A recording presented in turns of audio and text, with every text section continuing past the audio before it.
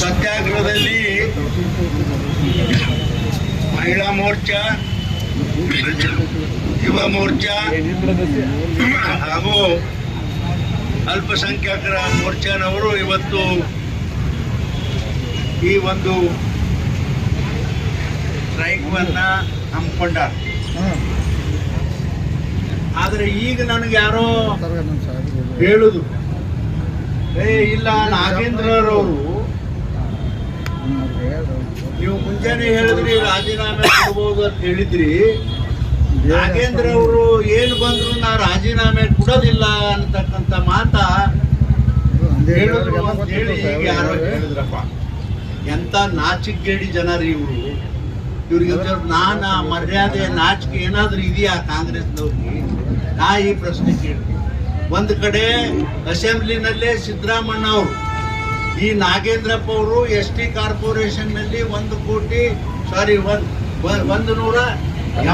ಕೋಟಿ ಹಣ ಅವ್ಯವಹಾರ ಮಾಡೋದು ನಿಜ ಅಂತ ಹೇಳಿ ಅಸೆಂಬ್ಲಿನಲ್ಲಿ ಅವರು ಒಪ್ಕೊಂಡ ಮೇಲೆ ಪುನಃ ಯಾರೋ ಒಂದು ಒತ್ತಡಕ್ಕಾಗಿ ಆ ST ಮನುಷ್ಯ ಬರೇ ಜಾತಿ ST ಅನ್ನೋದು ಒಂದೇ, ಏನು ಬರೀ ST SC ಮತ್ತೊಬ್ರು ಯಾರು ಬೇರೆದವ್ರಿಗೆ ಅನ್ಯಾಯ ಮಾಡಿದ್ರೆ ಅವ್ರ ಮೇಲೆ ಯಾವುದು ಆಕ್ಷನ್ ಇಲ್ವಾ? ಹೇಳಿ ಯಾರಿಗೆ ಅವ್ರ ಮೇಲೆ ಆಕ್ಷನ್ ಇಲ್ಲೇನು? ಅವ್ರು ಎಲ್ಲರಿಗೆ ಕಾನೂನು ಅನ್ನೋದು ಎಲ್ಲರಿಗೂ ಒಂದೇ ಇರ್ತದೆ.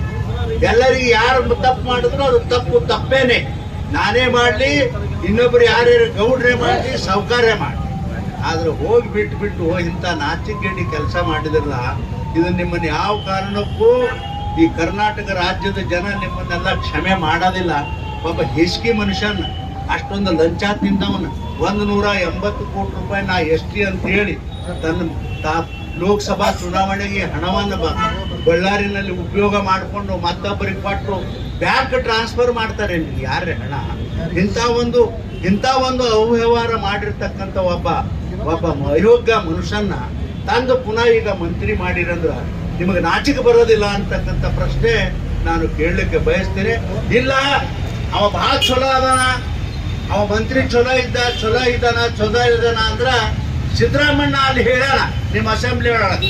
ನೀವೆಲ್ಲ ಕಾಂಗ್ರೆಸ್ ಇವರು ಸಿದ್ದರಾಮಣ್ಣನ ರಾಜೀನಾಮೆ ಕೇಳಿ ಗೋಲಿ ಸಿದ್ದರಾಮಣ್ಣ ಇಲ್ಲ ಹೇಳಿದೆ ಯಾಕಂದ್ರೆ ಅಸೆಂಬ್ಲಿ ಒಳಗೆ ನಮಗೆಲ್ಲ ಮೋಸ ಮಾಡ್ಲಿಕ್ಕೆ ಹೇಳಿದ್ರ, ನಮ್ಮನ್ನು ಸಮಾಧಾನ ಮಾಡ್ಲಿಕ್ಕೆ ಹೇಳಿದ್ರ. ಅದಕ್ಕಾಗಿ ಆ ಒಂದು ಪ್ರಶ್ನೆನೂ ಕೂಡ ನಾನು ಕೇಳ್ತೀನಿ.